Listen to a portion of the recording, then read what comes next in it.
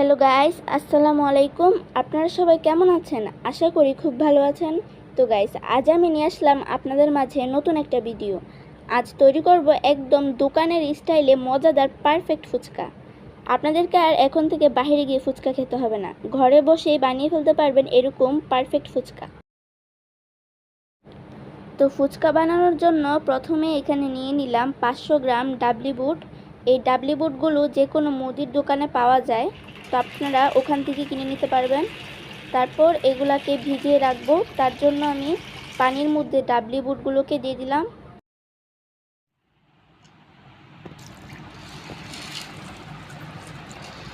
এবার ডাবলি বুটগুলো ভালোভাবে একটু ধুয়ে নেওয়ার পরে আবার পানি দিয়ে 10 ঘন্টার জন্য ভিজিয়ে রাখবো। তো গ্যাস ফিরে আসলাম 10 ঘন্টা পরে। আপনারা চাইলে ডাবলি বুটগুলোকে 6 ঘন্টার মতো ভিজে রাখতে পারেন। তো আমি এখানে 10 ঘন্টার মতো ভিজিয়েছিলাম।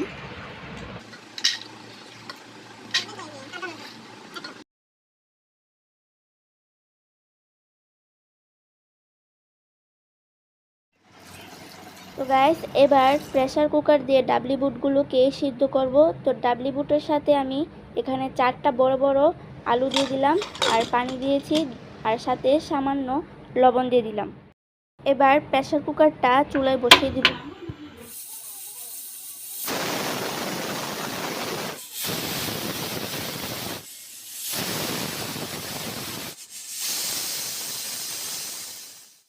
গাইস, এবার 4টা সিজ দেওয়ার পরে কিন্তু প্রেসার কুকারটাকে উঠিয়ে নিলাম। সাথে সাথে উঠাইনি, সিজ দেওয়ার পরে চুলাটা অফ করে রেখেছিলাম 10 মিনিটের মতো। তারপর এবার ঢাকনাটাকে খুলে উঠালাম। আর গাইস, আপনাদেরকেও বলে রাখি, প্রেসার কুকার উঠানোর সাথে সাথে কিন্তু ঢাকনা খোলা যাবে না, কিছুক্ষণ পরে কিন্তু খুলবেন। তো এবার ডাবলিগুলোকে প্রেসার কুকার থেকে নামিয়ে একটা পাত্রের মধ্যে নিয়ে নেব।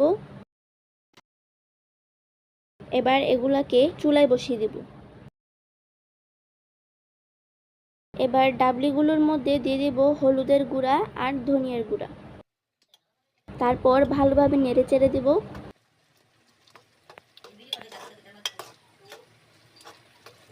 এভাবে কিছুক্ষণ জাল করার পরে একটা ডাল ঘুটনির সাহায্যে হালকা ম্যাশ করে নেব। ডাবলিগুলো নামানোর পরে চলে যাব ফুচকা ভাজতে। তো এখানে আমি কড়াইয়ের মধ্যে তেল দিয়ে দিলাম। তারপর এখানে দিয়ে দিব রেডিমেড ফুচকা।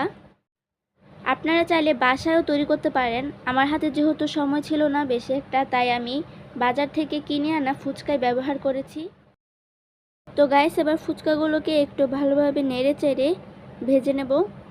আর গাইস, একটা মজার কথা হলো, ফুচকা ভাজার সময় বেশি দেরি হয় না। তেলে ফুচকা দেওয়ার পরে একটু হালকা নাড়াচাড়া করলে এগুলো ফুলে ওঠে। তারপর আর কি একটু এপাশ ওপাশ করে ভেজে নিলে হয়ে যায় ফুচকা। তো আমি এখন এগুলাকে একটু হালকা এপাশ ওপাশ করে ভেজে নিলাম। এবার এগুলাকে উঠিয়ে ফেলবো। আর খেয়াল রাখবেন একদম যাতে লাল না হয়ে যায়, একটু মানে হালকা ভেজে উঠিয়ে ফেলবেন। বেশি কড়া হয়ে গেলে কিন্তু তিতা লাগবে খেতে। গাইস, এবার ফুচকাগুলো ভাজা হয়ে গেলে তারপর তৈরি করব ফুচকার ভিতরের পুর। তো ফুচকার পুর তৈরি করার জন্য সিদ্ধ করে রাখা আলুগুলোর উপরের খোসাগুলো ছাড়িয়ে নেব। এবার আলুর খোসাগুলো ছাড়ানো হয়ে গেলে একটা পাত্রের মধ্যে ডাবলি বুটগুলো নিয়ে নেব।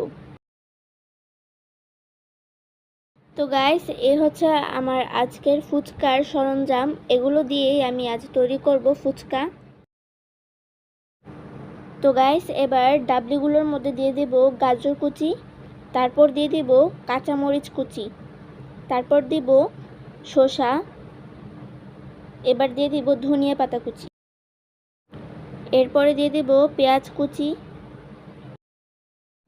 তো গাইস, এবার দিয়ে দেব চটপটি মশলা। এই মশলাটা আপনারা যে কোনো মুদির দোকান বা সুপার শপে পেয়ে যাবেন। তারপর দিয়ে দেব সিদ্ধ করে রাখা আলু। এবার একটা চামচের সাহায্যে সবগুলো উপকরণ ভালোভাবে নেড়ে চেড়ে মিশিয়ে নেব। গাইস, আমাদের ফুচকার পুর কিন্তু একদম রেডি হয়ে গেছে। এবার একটা ফুচকা নিয়ে এটাকে ভেঙে তারপর এর ভিতরে আমি সামান্য পুর দিয়ে দেব। ঠিক যেভাবে ফুচকার দোকানদাররা ফুচকা তৈরি করেন, ঠিক এভাবে ফুচকাগুলো ভেঙে ভেঙে এর ভিতরে পুর দিয়ে তারপর এটা তৈরি করব। আর গাইস, তোমাদের কাছ থেকে আমি একটা কথা জানতে চাই যে কারা কারা এখনও বাড়িতে ফুচকা ট্রাই করোনি, তারা অবশ্যই আমাকে একটা কমেন্ট করে জানাবে। আর যারা করেছো তারাও অবশ্যই একটা কমেন্ট করে জানাবে। আর গাইস, যারা এখনও বাড়িতে ফুচকা ট্রাই করো নাই তারা হয়তো জানো না যে বাহিরের দোকানের ফুচকা থেকে বাড়িতে তৈরি ফুচকা কতটা বেশি মজা হয়। তো যারা যারা এখনও বাড়িতে ফুচকা ট্রাই করো নাই তারা এখনই আমার রেসিপিটা দেখে ফুচকা বানিয়ে দেখো কতটা মজা হয় বাড়ির তৈরির ফুচকা। তো গাইস, ফাইনালি আমার ফুচকা একদম রেডি। দেখুন কতটা জোসি হয়েছে আর দেখতে তো অসাধারণ লোভনীয়। আমার তো দেখে খেয়ে ফেলতে ইচ্ছা করতেছে। তো আপনারা দেখেন কতটা অসাধারণ হয়েছে।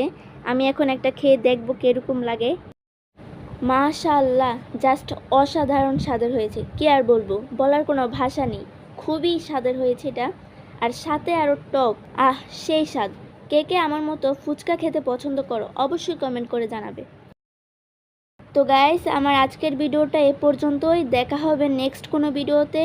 তো আমার ভিডিওটা কেমন লাগলো অবশ্যই কমেন্ট করে জানাবেন, আর যদি ভালো লাগে তাহলে চ্যানেলটিকে সাবস্ক্রাইব করে আমার পাশে থাকবেন। আল্লাহ হাফেজ।